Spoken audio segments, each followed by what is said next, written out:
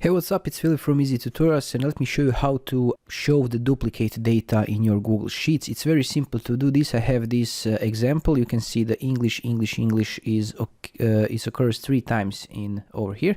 So to validate, to show them, is to go select your range, click over here, conditional formatting, and now apply to a range. It's okay, it's our range. You can always click over here and select your range like this. Choose over here custom formula is. Now we will add the formula. It will be count if formula, so open and close brackets. And now go with A like this. It will select the whole column.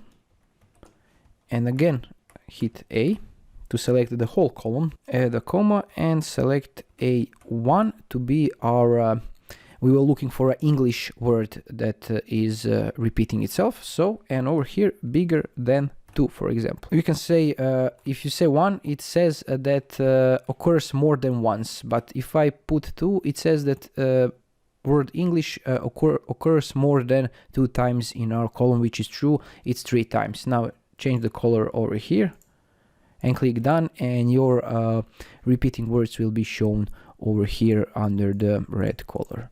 And this is it. If you find this helpful, let me know in the comments below. Thanks for watching. Have a nice day. Bye bye.